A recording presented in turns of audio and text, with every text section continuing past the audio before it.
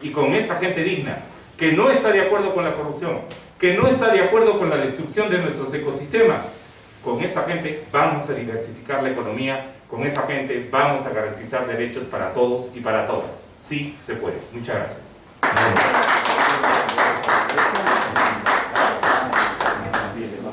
Porque queremos un pueblo mejor, los ciudadanos y ciudadanas que piden justicia y protestan. Están siendo asesinados no solo ahora, sino desde hace muchos años. Matan y no pasa nada, hay impunidad y no se sanciona a los responsables. Eso tiene que cambiar. En esta segunda ronda, el turno para los periodistas que quieran hacer las preguntas respectivas hacia los candidatos por el Congreso o también al candidato por la presidencia de la República. El tiempo para ustedes. Gracias. Marco, candidato de Buenos Días, mi nombre es Carlos Chirón, soy de Sol TV y de la página de Facebook, El Informante. Quería hacer la consulta al señor Marco Arana. Acaba de mencionar que va a poner mano dura contra la corrupción.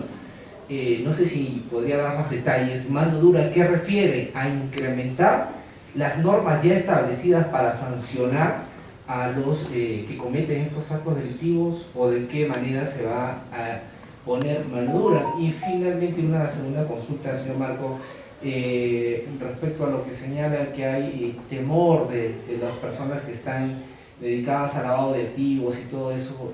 ¿A qué hace referencia? ¿Hay personas? ¿Se tiene identificado? ¿Cómo está ese tema, señor Marco? Muchas gracias. Hemos conseguido en nuestro paso por el Congreso 2016-2019 que, por ejemplo, esté ya aprobada la ley de imprescriptibilidad de delitos de corrupción. Esa ley no existía antes, ahora existe. ¿Qué significa eso? Que si alguien roba, y como pasó con el segundo gobierno de Alan García, se escapa hasta que prescriba su pena y regresa, puede ser elegido. Ahora ya no. Ni violadores de menores, ni narcotraficantes, ni corruptos, ni terroristas van a poder acogerse a leyes de prescripción. Eso está muy bien, pero no basta eso. Tenemos que trabajar en la prevención de la lucha contra la corrupción. Y en este momento no se olviden ustedes que no hay adecuada prevención. Uno, porque por ejemplo la participación ciudadana en el control anticorrupción es cero, es nula. Si bien es cierto, hemos logrado que la Contraloría General de la República genere un mecanismo de participación ciudadana para que los ciudadanos se capaciten en la vigilancia anticorrupción, lo que se está haciendo es muy poco, es muy débil.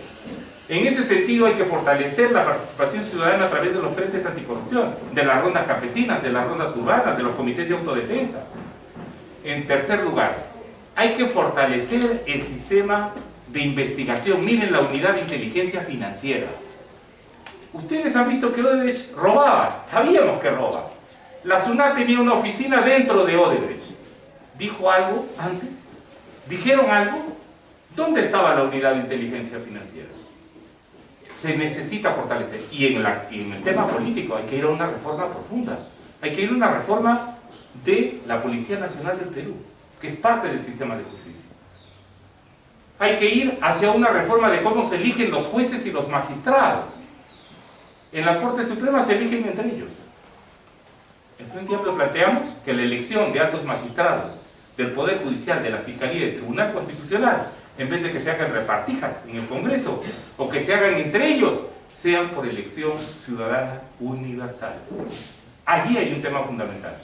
Y por último, planteamos en los temas de la lucha contra la corrupción, que es muy importante no solo perseguir al corrupto, hay que ir contra el corruptor, porque se habla mucho de políticos corruptos, pero ¿quién paga a los políticos corruptos? Los que tienen la billetera grande para que les hagan las leyes a su medida. Y no creo que hay que dejar de pasar la ocasión para decirles que, por ejemplo, ningún funcionario de elección pública, alcalde, consejeros, gobernador regional, congresistas, miembros de la Presidencia de la República y altos funcionarios, nosotros plantearemos una iniciativa legislativa para desaparecer el secreto financiero de todas las autoridades de elección pública. No es posible, por ejemplo, que lleguen a ser autoridades de elección pública y vengan con sus cuentas offshore y nadie sepa nada, porque allí le depositan el dinero, como lo hemos estado descubriendo. No es posible que quienes somos funcionarios públicos de elección podamos tener reservas sobre el tema del secreto bancario. Hay que anular el secreto bancario para todos los funcionarios de elección pública. Junto a eso, evidentemente, medidas preventivas y de educación. En la propia escuela hay que trabajar por ese tema que ahora se ha hecho parte común, sentido común de decir todos roban. No, en el Perú no todos roban. Segundo, roba pero hace obra. No, el que roba, por el contrario, daña la posibilidad de que se hagan más obras que el pueblo necesita, y ustedes lo han visto en la pandemia. Hay que ir hacia el sistema de prevención. Y nosotros consideramos en ese sentido que es importante entonces que la lucha contra la corrupción sea una lucha sin cuartel. En el cambio de la Constitución nosotros proponemos un debate que ya se ha iniciado internacionalmente. El derecho de la sociedad a vivir libre de corrupción. Y por eso es que nos parece importante la reforma policial, la reforma del sistema de justicia, la reforma política. Por eso es que nos parece importante el tema de la participación ciudadana. A eso le tienen miedo los corruptos. Y en cuanto al tema del miedo que tienen los lavadores de activos, no se olviden ustedes que hay varios bancos grandes, importantes, con investigaciones y denuncias de la Unidad de Inteligencia Financiera. Y ahí están, pasando piola, gastando un montón de propaganda, e incluso los hemos visto financiando a los dueños de esos bancos candidaturas. Esas investigaciones que grandes bancos tienen sobre lavado de activos van a tener que ser apoyadas por un nuevo gobierno. Y vamos a tener que ir a fondo. No es posible, por ejemplo, que nos enteremos por Estados Unidos o por un país extranjero que ya cayó el principal comercializador de oro de la minería ilegal. ¿Dónde cayó? ¿En el Perú? No, cayó afuera, cayó en el Ecuador. No es posible que aquí los juicios y las sentencias contra los corruptos demoren años de años de años de años. El señor Edgar Alarcón me tocó investigarlo, lo destituimos. Una investigación que se hizo en 11 días, logramos que se sancionara con la destitución. La Fiscalía lleva ya 4 años con sin que se formalicen las denuncias y comience el juicio. Por tanto, como no comienza el juicio, pueden volver a ser electos. Y por eso el Frente Amplio apoyó que con sentencia en primera instancia, ya no solo en segunda, quienes tienen problemas de corrupción no puedan ser elegidos. La lucha contra la corrupción es sin cuartel. Muchas gracias.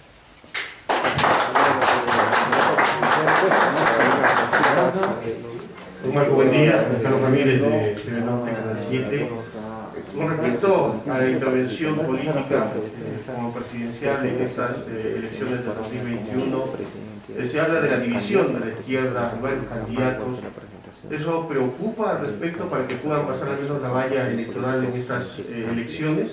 Y otra pregunta es con respecto al tema de corrupción, como usted lo ha mencionado. La región Cajamarca no ha sido esquiva, hay fuertes denuncias, el mismo presidente regional Gregorio Santos Guerrero está en la cárcel, y se mueven muchos millones al respecto de la construcción de obras como los hospitales en el norte del país, de la región. ¿Por qué no se hizo nada en este quehacer de denunciar, de poder identificar este problema de la región Cajamarca y la corrupción en estas obras con empresas contratistas que se suman en consultores o en grandes empresas para poder licitar y después se desaparecen y no rinden cuentas de estas obras que quedan abandonadas y que perjudican a la región Cajamarca? Como congresista usted conoció estos temas. ¿Cuál es la alternativa a seguir para poder creer en los políticos al respecto de la corrupción en nuestra región de Cajamarca? Gracias, Juan Carlos. No solo no se hizo nada, daría vergüenza venir a hablar de lucha contra la corrupción si uno no hubiera hecho nada. Aquí tiene a uno de los congresistas que enfrentó al sistema político corrupto más poderoso de este país. Nos paramos firmes frente a la corrupción. He hablado, hemos hecho y hemos conseguido la aprobación de la ley de imprescriptibilidad de delitos de corrupción. Si quieren ir con nombres, Gregorio Santos, según esa ley, nunca más volverá a poder ser elegible. ¿Quiénes hicieron esa ley? La hicimos nosotros. Así que no es verdad que diga, no puedo creer porque no hicieron nada. No, señor. Tenemos ley de muerte civil y hemos sido criticados por sacar la ley de muerte civil. ¿Por qué? Una de las grandes críticas, por ejemplo, que se me ha hecho es que yo no creo en la rehabilitación. Si paga su pena, ¿cómo ya no va a volver? No, señor, no regresan. Los corruptos nunca más, y para eso dimos este tipo de ley.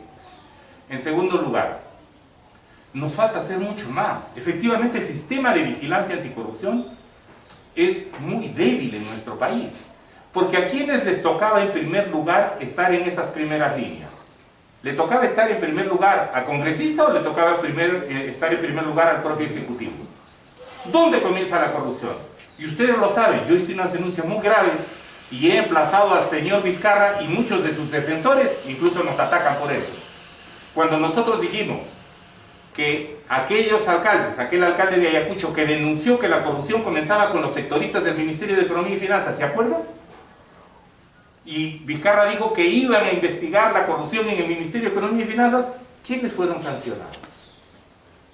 ¿Quiénes tocan los grandazos de la corrupción que están metidos en el propio Ministerio de Economía y Finanzas con los sectoristas? ¿Quiénes impulsaron la nueva ley de la Contraloría General de la República? A mí no me gusta tirarme flores ajenas, pero no fue después de la destitución del señor Edgar Alarcón, a quien me tocó investigar y presidía el grupo de trabajo, y me dijeron que no lo iba a sancionar, dijeron que no iba a pasar nada. Nosotros logramos esa destitución y allí, en ese informe que está al acceso de todos ustedes, se recomendaba la nueva ley de la Contraloría General de la República. Y esa nueva ley la aprobamos. Recuerden ustedes un escándalo. El Congreso de la República, de mayoría fujimorista y aprista, que otra vez están yendo a las elecciones, dijeron muy bien que se renueve la ley de Contraloría General de la República, pero al Congreso no le hacen control. ¿Quiénes peleamos para que el Congreso también fuera incluido y se modificara la ley? Aquí estamos, aquí está el Frente Amplio. Y nos paramos firmes con este tema. ¿Y quiénes han exigido que la Contraloría General de la República, en un proceso que es deficiente todavía y que está inacabado, fortalezca la participación ciudadana para el control anticorrupción? Cajamarca fue la primera región donde se hicieron los primeros talleres sobre participación ciudadana anticorrupción. No hemos conseguido lo que queríamos porque luego ha venido la pandemia, pero hay que fortalecer ese sistema. Y por último, quisiera decir tres cosas, que me permite su pregunta, Juan Carlos. ¿Quiénes se pararon firmes para la destitución y la vacancia de Pedro Pablo Kuczynski cuando descubrimos que había usado sus cargos políticos para favorecer a sus empresas y a su familia? Y nos llamaron golpistas, y nos dijeron desestabilizadores, y nos paramos ahí firme, hasta que ese señor que estaba incluso comprando y vendiendo votos con el fujimorismo, con Kenji Fujimori, se fuera, y ahora está investigado. Y cuando hemos descubierto, no los escándalos del señor Swin, ¿no?, que tanto gustaba a cierta prensa, que efectivamente indicaban que había habido delitos de tráfico de influencias, obstrucción de la justicia. Y nosotros allí dijimos, cuidado, lo que se viene puede ser muy peligroso. Cuando hemos visto la obstrucción de la justicia vinculado a los temas de corrupción que ha cometido el señor Vizcarra, no nos ha temblado la mano para decir ese señor también tiene que ser vacado. Y por eso nos quieren endilgar un enorme costo político. Pero es que a la corrupción no la podemos mirar guiñándole el ojo. No hay corrupto bueno. No podemos decir este corrupto es peor que el otro. Corrupción es corrupción. Y hay que combatirla y hay que lucharla. Y por eso la sanción tiene que ser a todos y todas aquellas que tienen que ver con la corrupción. Por eso es que el Poder Judicial y el Ministerio Público y la Policía tienen que ser reformadas. Y van a hacerlo en un gobierno del Frente Amplio. Muchas gracias. La división de la izquierda, vamos. El tema de la división de la izquierda, yo quisiera decir tres cosas breves. La primera, gracias al Frente Amplio, después de 20 años, pudimos recuperar la Municipalidad de Lima Metropolitana, la municipalidad más importante y más grande y con más recursos de todo el país. Posibilitamos la unidad. ¿Y qué pasó con esa unidad? Sirvió para que gente de izquierda también llegara a robar. La izquierda no puede unirse y no puede generar situaciones de unidad haciéndose de la vista gorda contra la corrupción. Como lo dicen bien mis hermanos frente amplistas de Puno, El que es de derecha roba con la derecha, el de izquierda roba con la izquierda y el que es independiente roba con las dos. Hay que darle batalla a la corrupción donde esté. Y para nosotros un tema de la unidad fundamental de las izquierdas tiene que pasar, por ejemplo, por las definiciones frente a la corrupción. ¿Cómo es que dices que eres de izquierda, que luchas por el pueblo y que quieres que los dineros del pueblo se inviertan bien y te haces de la vista gorda frente a tus corruptos? Eso no se puede hacer. Y no ha sido posible una unidad de izquierda porque había sectores de izquierda que se han aliado con sectores corruptos, incluso en las elecciones complementarias. Nos queda claro. Segundo lugar, una trayectoria consecuente de lucha. Para cada elección te buscas tu partido, para cada elección te buscas tu vientre de alquiler. Ya no sabes ni qué partido vas a acabar elegido. Un día que eres con el nacionalismo, otro día que eres con el socialismo, otro día que eres con el Frente Amplio, otro día que eres con Perú Libre, otro día que eres con... ya no sabes con quién. Y tercer tema, el tema ecológico. Para el Frente Amplio, lo que pasó en Bagua no se olvida. Lo que pasó en Bagua con la ley del perro del hortelano, con Yehude Simons, primer ministro, y su creación de su grupo político, no se olvida. Y por eso nosotros somos una izquierda que plantea la lucha contra la corrupción, la defensa de los derechos sociales, la lucha por la defensa del medio ambiente como temas principistas. Si a nivel de las izquierdas no hay posibilidades de ser consecuentes en esos procesos, nosotros consideramos que la principal unidad es la de todos los peruanos y peruanas que luchan contra la injusticia social, la injusticia ecológica y contra la corrupción. Si es así, todos y todas seguramente construiremos una iniciativa de gobierno que sea creíble y que tenga legitimidad. De otro modo, hacerse de la vista gorda, andar buscando vientres de alquiler, incluso de partidos o de fundadores que están sentenciados por corrupción, no es propio de una unidad de izquierdas. Muchas gracias.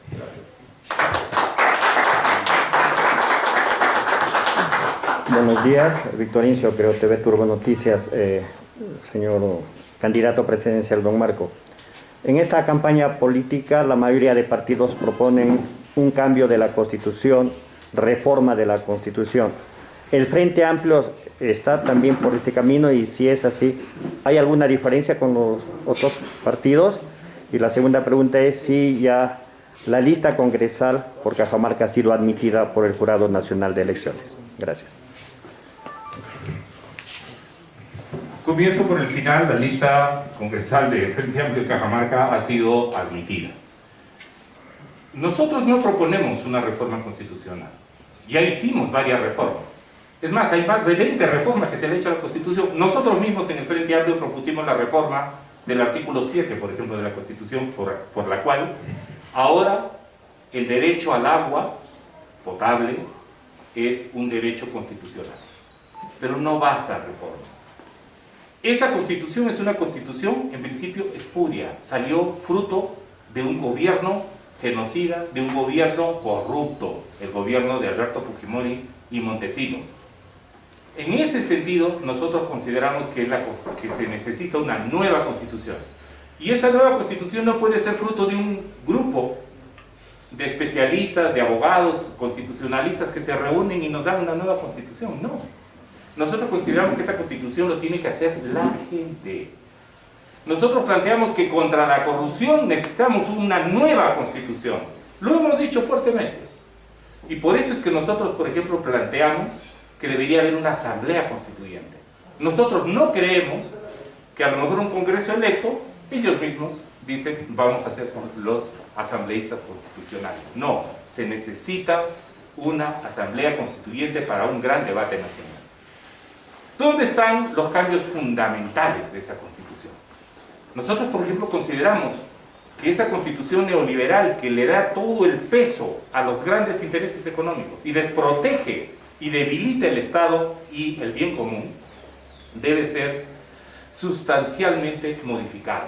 Algunos dicen, es el capítulo económico. No, señores, no solo es el capítulo económico. Artículo 1 de la Constitución, el fin del Estado, ¿quién es? La actual Constitución, la persona humana. ¿La persona humana individual o la persona como parte de una comunidad social? El bien público no debiera ser junto al individuo las bases centrales de la construcción de un Estado y de la política. No estamos hablando de sujeto neoliberal, de individualismo egoísta que esa Constitución ha promovido. Y por eso es que nosotros, por ejemplo, planteamos que es también el artículo 1, que es el tema de la definición de los derechos. Le han quitado al Estado peruano la garantía del derecho a la educación y la salud, la han convertido en mercancías. Eso no puede continuar. Y por otro lado, nosotros planteamos que debería haber un capítulo de derechos de la naturaleza. No es posible que el Perú, siendo el país de tercer riesgo mayor frente al cambio climático, siendo un país que tiene fenómeno del Niño cíclico, siendo un país que está en el cinturón de fuego porque estamos en un área sísmica, no es posible que el Perú no constitucionalice el tema de los derechos de la naturaleza. El país, uno de los 10 países con mayor biodiversidad del mundo, que está siendo atacada y que está siendo destruida. Por eso se deforesta la Amazonía, por eso se destruyen las cabeceras de cuencas, por eso se envenenan las aguas de los ríos. Eso tiene que ser constitucionalizado, como tiene que ser constitucionalizado el derecho a vivir libres de corrupción. Por eso es que nosotros sí creemos en una nueva constitución hecha por la gente. Muchas gracias.